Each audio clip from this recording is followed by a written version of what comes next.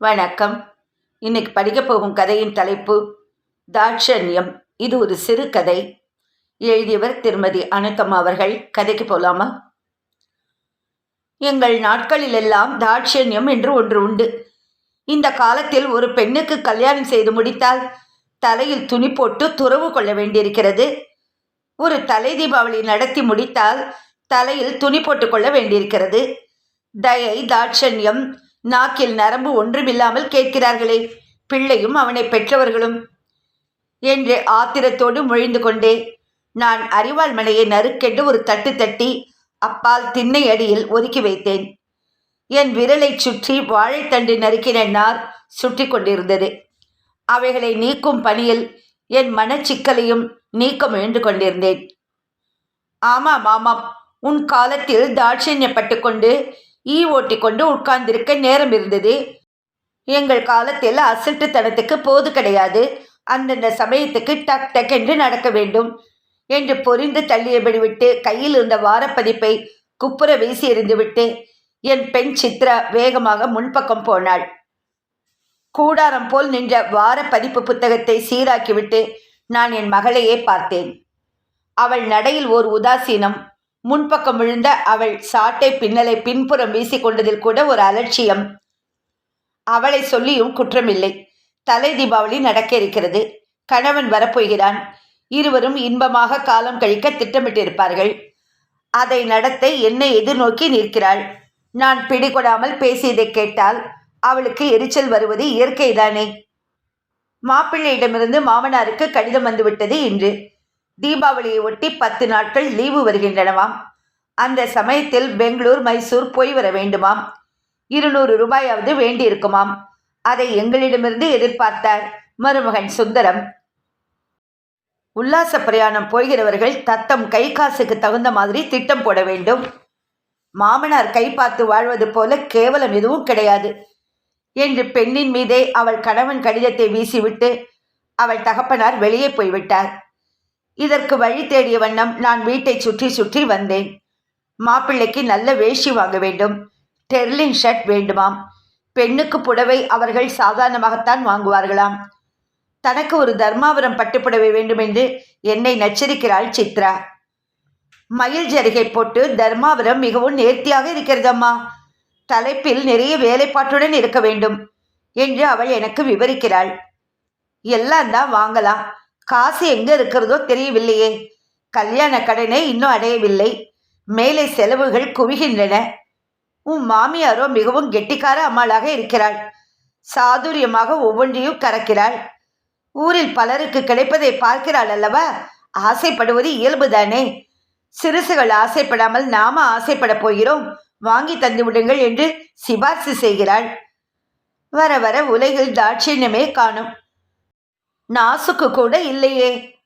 என்னம்மா காட்டுமிராண்டித்தனமாக நடந்து கொண்டு விட்டார்கள் அவர்கள் என்று சூடாக கேட்டுக்கொண்டே திரும்பி வந்தாள் சித்ரா. எனக்கும் தான் பொறுமை போய்விட்டது. ஆசையாக அன்பாக நானாக பார்த்து செய்ய விடாமல் எட்டாத அளவுக்கு முழம் போட்டு அதற்கு சரியாக ஆடு என்று நிர்பந்தம் செய்யும் சம்பந்திமார்களை கண்டாலே எனக்கு வெறுப்பாக இருந்தது. ஆனால் யார் மீது காட்டுவது? சித்ராவை பார்த்தேன். காலை முதல் முகத்தை தூக்கி ஆகாயத்தில் வைத்துக்கொண்டு திரியும் அவளை பார்க்கவும் விந்தையாக இருந்தது. நேற்று வரை அம்மா அப்பா என்று உயிரை விட்ட குழந்தை இப்பொழுது ஒட்டாமல் எட்டி நின்று சம்பந்திமார்களின் சார்பாக பேசி நிற்கும் பிரதிநிதியாக மாறிவிட்டதில் ஆச்சரியம்தான் என்ன. எம்ஏ வரை படிக்க வைத்தாயிற்று. அது உனக்கு அறிவை தரவில்லை. ஆசையையும் அற்பத்தனத்தையும் கண்டு விலகக்கூட தெரியாமல் நிற்கத்தான் சொல்லி தந்திருக்கிறது. படிப்புக்கு என்ன ஆயிற்று? அதற்கேற்ற உடை, வழிச்செலவு எல்லாம் என்ன ஆயிற்று? 8 வருஷங்களுக்கு முன் கல்யாணத்தை முடித்திருந்தால் மாப்பிள்ளையும் சாதாரணமாக தேடியிருக்கலாம். பொறுப்பு தீர்ந்து நிம்மதியும் இருந்திருக்கும் என்றேன் நான்.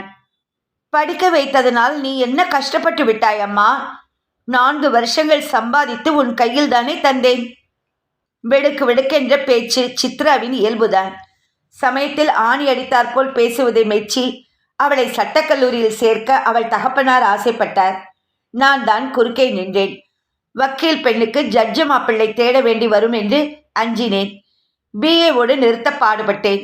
அவளும் எப்படியோ எம்ஏ படித்து விட்டாள், உத்தியோகமும் செய்தாள். இன்று அவள் மனசுக்கேற்ற மணாளனும் கிடைத்து விட்டான். என் கைதான் சலித்து நொடித்து நோவுற்று விட்டது. ஆயின் சித்ராவுடன் மேலும் மேலும் பேச நான் விரும்பவில்லை. பேச்சு தடித்து வாக்குவாதமாகி வீட்டில் ஓசை பெருகுமே என்று பலன் ஒன்றும் காண முடியாதே. சித்ராவின் தகப்பனார் வேறு வந்து எங்கள் சண்டையை கவனித்து விட்டால் மிகவும் கோபம் கொள்ளலாம். பிறகு பெண்ணை திசை தெரியாமல் திட்டிவிடலாம். நாளைக்கே அவள் புக்ககம் போய்விட்டால் அவள் முகத்தை பார்க்க வேண்டும் என்றாலும் புக்ககத்தாரை கெஞ்ச வேண்டும். சிறு வயசில் அவள் ஆசைப்படுவது இயற்கைதானே. எல்லாவற்றையும் எண்ணி என்னை சமாளித்துக் கொண்டேன். என்னிடம் வரும்போதுதான் உனக்கு குத்தலாக பேச்சு வருகிறதம்மா. கண்டிப்பாக கணக்கெல்லாம் காட்டுகிறாய். அதுபோலவே மற்றவர்களிடமும் நீ இருந்தால் நம்முடைய குடும்பமே உருப்பிருக்கும். ஆமாமடி, கிடக்கிறேன் போ. நேரே கேட்டுவிட்டால் இப்படித்தான் வழுக்குகிறாய் அம்மா. என்னை என்ன செய்ய சொல்லுகிறாய் என்றேன். கமல மாமியிடம் போய் கேளேன். இருநராவது தரட்டுமே, நம் சமயத்துக்கு உதவுமே. நான் மௌனமானேன். வீட்டில் ஒவ்வொருவரும் இதே பல்லவியைத்தான் பாடுகிறார்கள். எனக்குத்தான் கமலுவை கேட்க சங்கடமாக இருக்கிறது. கமலவும் தான் ஆகட்டும், 8 வருஷங்களாக ஒரு கடனை மறந்திருக்கலாமோ? சின்ன வயது முதல் ஒரே களத்தில் உண்டு, ஒரே இடத்தில் படித்து விளையாடி ஒன்றி பழகினோமே. அவளுக்கு என் சுபாவம் தெரியாதா? நான் வாய் திறந்து கேட்பேனா? கொடுக்க வேண்டியதை தானாகவே கொடுத்து விட்டாள். என் வரையில் அவள் கொடுக்காவிட்டாலும் பரவாயில்லைதான். மனிதனுக்கு மனிதன் உறவு, நெருக்கம், அன்பு, பிணைப்பு என்றெல்லாம் உறவாடிவிட்டு ஒரு சமயத்தில் செய்த அற்பமான உதவியை பெரிதுபடுத்திக் கொண்டிருக்க முடியுமா? சின்ன தொகையா? பேசாமல் இருக்கிறாயே. காலேஜுக்கு பணம் கட்ட வேண்டுமானால் கடன் வாங்குகிறாய். கமல மாமியை கேட்கக்கூடாதா? நான் கேட்கிறேனே என்று என் மகன் வேறு என்னை நச்சரித்தான். என்னிடம் எள்ளத்தனை மதிப்பு இருந்தால் நீ அப்படி செய்ய மாட்டாய் என்றேன் நான் ஆணை வைப்பது போல. அவளை ஏனடா தொல்லை கொடுக்கிறீர்கள்? உங்களுக்கு என்ன பண விவகாரத்தை பற்றி? உங்கள் தேவையை நாங்கள் பார்த்து கொள்கிறோம். அதிக பிரசங்கித்தனமாக அம்மாவை விரட்டாதீர்கள் என்று என் கணவர் தம் மக்களை அதட்டினார். நான் மனசோடு அவருக்கு நன்றி செலுத்தினேன். ஆனால் குழந்தைகள் கேட்கிறார்களா? தகப்பனார் இல்லாத சமயத்திலெல்லாம் நெருக்கடி நேர்ந்த போதெல்லாம் கொட்டி கொட்டி கேட்டுக்கொண்டேதான் இருந்தார்கள். நான் ஒரு தீர்மானத்துக்கு வந்துவிட்டேன். குழந்தைகள் சொல்வது சரிதான் என்று தோன்றிவிட்டது எனக்கு. கமலுவுக்கு நாம் ஒரு சமயம் உதவியது போல அவளும் நமக்கு இப்பொழுது கை கொடுக்கலாமே. இன்று யாருக்கும் தெரியாமல் கமலுவிடம் போய், அம்மா அம்மா, கமலு மாமி வந்து கொண்டிருக்கிறாள் என்று என் சின்ன பெண் சொல்லி முடிப்பதற்குள் கமலுவே ஜவுளிக்கடை அட்டைப்பட்டிகள் 2 சுமந்து கொண்டு உள்ளே நுழைந்தாள். 100 ஆயுசு என்றேன் நான். என்னை பற்றி நினைத்து கொண்டாயா என்று சிரித்த முகத்துடன் கேட்டுக்கொண்டே என் அருகில் வந்து அமர்ந்து கொண்டாள் கமலு. உங்களை பற்றித்தான் பேசிக் கொண்டிருந்தோம் மாமி என்று கூறிவிட்டு என் பெண் எனக்கு கண்ணால் தந்தி சமாச்சாரம் கொடுத்தாள். இதுதான் சரியான தருணம், கேள் கேள் என்று தூண்டியது அவள் கண் வீச்சு. நான் கமலுவை பார்த்தேன். அவள் தன் கையில் இருக்கும் பெட்டிகளை திறந்து பட்டுப்புடவைகள் 2 எடுத்து காட்டினாள். அலமு, நான் காஞ்சிபுரம் போயிருந்தேனா, இந்த 2 புடவைகளை எடுத்து வந்தேன். பட்டுப்புடவை வாங்கி 4 வருஷங்கள் ஆயிற்று. இந்த தடவை தீபாவளிக்கு வாங்கி கொள்ள சொன்னார். ஜோடியாக இருக்குமல்லவா என்று கேட்டாள் கமலு. புடவைகள் 2 மிகவும் நேர்த்தியாக இருந்தன. அவள் எத்தனையோ நாட்களாக ஆசைப்பட்ட அரக்கு மேகவர்ணமும் மயில் கழுத்தும் மகேஸ்வரி பார்டரும் நன்றாக இருக்கின்றன. ஒன்றை தீபாவளி என்று கட்டிக்கொள், ஒன்றை இன்றே பிரித்துவிடு என்றேன் நான் உற்சாகமாக. புடவைகளை கையில் எடுத்தாலே அழுத்தமாகவும் கனமாகவும் இருந்தன. மேட்டு தெருவிலே தரையிலிருந்து இப்பொழுதுதான் வந்தது என்றாள் கமலு பெருமையோடு. என் பெண் என்னை வெட்டி ஒரு பார்வை பார்த்துவிட்டு அஸ்வாரஸ்யமாக எழுந்து போய்விட்டாள். 2ம் சேர்ந்து 250 ரூபாய் ஆயிற்று என்றாள் கமலு. ரொம்ப மலிவு என்றேன் நான். கமலு கொஞ்ச நேரம் பேசிக் கொண்டிருந்து விட்டு கிளம்பினாள். மாப்பிள்ளை வருகிறாராமா என்று கேட்டாள் அவள் வாசல்படியில் நின்று. வருகிறாராம். பெங்களூர், மைசூர் எல்லாம் போக வேண்டுமாம். திட்டம் போட்டிருக்கிறார் என்றேன் நான். ஆமாம், போய்விட்ட மாதிரிதான் என்று அழுத்து கொண்டாள். அப்பொழுது அங்கே வந்த சித்ரா. ஏன் என்று கேட்டாள் கமலு. திட்டம் போட்டால் நடக்கும் வரையில் சந்தேகம்தானே, சிறுசுகளுக்கு பொறுமை இருக்குமா என்றேன் நான் குறுக்கிட்டு. கமலு விடை பெற்று போய்விட்டாள். நான் உள்ளே வந்துவிட்டேன். என் பெண் என் எதிரே பயங்கர மௌனம் சாதித்தாள். 8 வருடங்களுக்கு முன் நடந்த சம்பவம். கமலுவின் கணவர் முத்துலிங்கத்துக்கு பிரமாதமாக உடம்புக்கு வந்துவிட்டது. உடனே வேலூர் ஆஸ்பத்திரிக்கு போகாவிட்டால் பிழைக்க மாட்டார் என்றார்கள். கமலு என்னிடம் ஓடி வந்தாள். அவள் கழுத்தில் இருந்த 3 வட தங்கச் சங்கிலியை என் கையில் திணித்தாள். அலமு, உன் புருஷரை கேட்டு 400 ரூபாய் எங்காவது வாங்கிக் கொடேன். இந்த சங்கிலியை அடமான வைக்கச் சொல் என்று கண்களில் நீர் சொர கேட்டாள். என் கணவர் இதை கேட்டுக்கொண்டுதான் இருந்தார். சங்கிலியை வாங்கி கொண்டு போய் உள்ளே இருந்து 4 100 ரூபாய் நோட்டுகளை கொண்டு வந்து தந்தார். ஏது என்று கேட்டேன் நான். ஆபீஸில் கடன் வாங்கினேன், கொடு, நாம் பிறகு பார்த்து கொள்வோம் என்றார். கமலு எங்களை வாழ்த்திவிட்டு தன் வீட்டுக்கு விரைந்தாள். கணவன் கையில் சங்கிலியை கண்ட எனக்கு ஏனோ சங்கடமாக இருந்தது. கழுத்தில் மஞ்சள் கயிறு தவிர வேறு இல்லாமல் போகிறாள். அதோடு திரும்பி வர ஆண்டவன் அருள வேண்டுமே என்று நான் கண்ணீர் வடித்தேன். அலமு, இந்த சங்கிலியை அவள் கழுத்தில் போட்டு அனுப்பு. அவள் நிதானமாக நம் கடனை திருப்பி தரட்டும் என்றார் என் கணவர். நான் கடவுளுக்கு நன்றி செலுத்திவிட்டு போனேன். என் தோழியின் கழுத்தை துடைத்து அனுப்ப எனக்கு அச்சானியமாக இருந்தது. கணவரிடம் சொல்லவும் சங்கடமாக இருந்தது. அவரே புரிந்து கொண்டு நகையை தந்ததும் ஓடோடி சென்று வாழ்த்தி தோழியை வழி அனுப்பினேன். அது நடந்து 8 வருடங்கள் ஆகிவிட்டன. கமலுவின் கணவர் 10 மாதம் படுக்கையால் கிடந்தார். அதனால் வேலை போய்விட்டது. அவர் திரும்பி வந்து சில நாட்கள் அவர்கள் சிரமப்பட்டனர். அதன் பிறகு சற்று வெளிச்சம் ஏற்பட்டது. சிறிய தொகையை போட்டு லுங்கி வியாபாரம் ஆரம்பித்தார். அது ஓங்கி வளர்ந்து இன்று அவர்கள் நல்ல ஸ்திதிக்கு வந்துவிட்டார்கள். கமலுவும் நானும் அன்று போல இன்றும் நெருங்கி பழகுகிறோம். பணத்தை பற்றி பேச்செடுக்க தோழியின் நிலவரம் சற்று நிலைக்கட்டும், தந்து விடுவாள் என்று நான் நினைத்தேன். பிறகு சித்ரா கல்யாணத்தின் போது சமயமறிந்து தானாக கொடுப்பாள் என்று எதிர்பார்த்தேன். ஆயின் முகூர்த்த தண்டுதான் கமலுவும் அவள் கணவரும் க்ஷேத்ராடனம் செய்துவிட்டு திரும்பினர். அதன் பிறகு என் பிள்ளை பாஸ்கரன் உத்தியோக விஷயமாக பணம் கேட்டபோது கேட்டிருக்கலாம், கேட்டு விடுவது என்றுதான் நானும் என் கணவரும் சென்றோம். கமலுவின் வீட்டு வாசலில் பெட்டி கார் ஒன்று வந்து நின்றது. புதிய வண்டி, தவணையில் வாங்கினோம், பின்னாடி சரக்குகளை வைத்துக்கொண்டு போகலாம் பாருங்கள் என்று தம்பதிகள் இருவரும் உற்சாகமாக காட்டினார்கள். தாட்சண்யப்பட்டு கொண்டு பேசாமல் பணத்தை கேட்காமலே திரும்பிவிட்டோம் நாங்கள் இருவரும். இப்படியே வருடங்கள் கழிந்தன. கமலுவின் குடும்பம் நலிந்திருந்த சமயம் கேட்க சங்கடமாக இருந்தது. அவர்கள் நல்ல நிலைமையில் இருக்கும்போது கேட்க வெட்கமாக இருந்தது. நண்பர்கள் நல்ல ஸ்திதியில் இருப்பதை காண சகியாதவர் போல் தெரியுமோ என்று அஞ்சினோம். என் பெண்ணும் பிள்ளையும் மட்டும் எருதின் புன்னை கிளறும் காக்கைகளைப் போல என்னை கொத்திய வண்ணம் இருந்தனர். நான் பட்சண அடிப்படையில் மும்முரமாக வேலை செய்து கொண்டிருந்தேன். கோலம் போட்டு கொண்டிருந்த என் பெண் என் அருகில் வந்தாள். அம்மா, பெங்களூர் மைசூர் பற்றியே அவர் பேசுகிறார். நான் என்ன பதில் சொல்ல? நீ இடித்த பொலி மாதிரி இருக்கிறாய். போம்மா, என் சம்பாத்தியத்தையாவது தனியாக வைத்திருந்தால் நான் உபயோகப்படுத்தி கொண்டிருக்கலாம். அதையும் செலவு செய்து விட்டாய் என்றாள் சித்ரா. கண்ணீர் முட்டியது அவள் தொண்டையிலும் கண்ணிலும். நீ பெண்ணாக இருக்கவேதானே இப்படி உன் சம்பாத்தியத்தை பற்றி குத்தி குத்தி கேட்கிறாய். பிள்ளையாக இருந்தால் இப்படி கேட்பானா என்று அலுப்போடு கேட்டேன் நான். பிள்ளையானால் மட்டும் என்னம்மா, எங்களை படிக்க வைப்பது உன் கடமை. அதை சுட்டி காட்டி நீ தப்பித்து கொள்ள பார்க்கிறாயே. கமலு மாமியை பணம் கேட்காமல் தட்டி கழிக்கிறாயே. அந்த தத்துவம்தான் புரியவில்லை. நேற்று ஜவுளிக்கடை நாயக்கர் எப்படி பேசினார் தெரியுமா?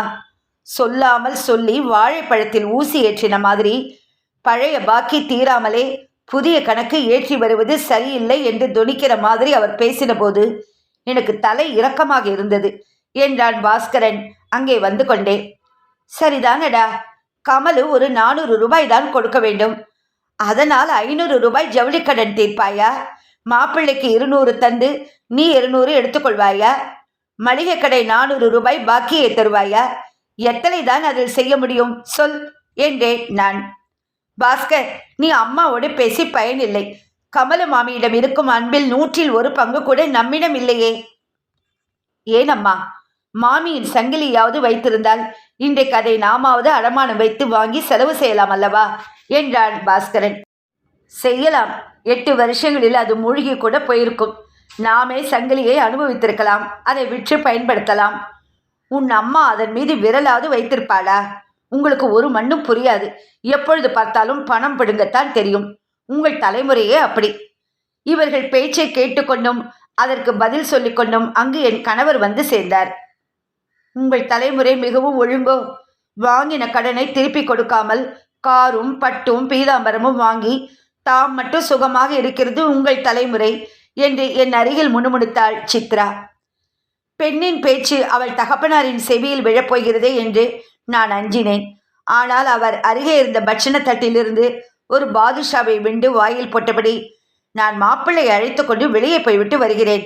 அதற்குள் உங்கள் வேலைகளை எல்லாம் முடித்துக்கொண்டு வீட்டை அழகாக வையுங்கள் என்று வெளியேறினார்.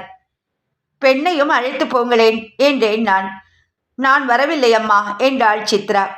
தன் தகப்பனாரும் கணவரும் வெளியே போனார்களா என்பதை பார்த்துவிட்டு வந்து மீண்டும் கோலத்தில் முனைந்தாள். அவர்களோடு போகச் சொல்கிறாயே, அவர் எதிரே போனால் அவர் உல்லாச பிரயாணத்தை பற்றியே பேசுகிறார். அப்பாவோ பணத்தை பற்றி பேசினால் வெட்டி வெட்டி பேசுகிறார் என்று அலுப்புடன் கூறினாள். பெண்ணின் நிலைமை தர்ம சங்கடம்தான்.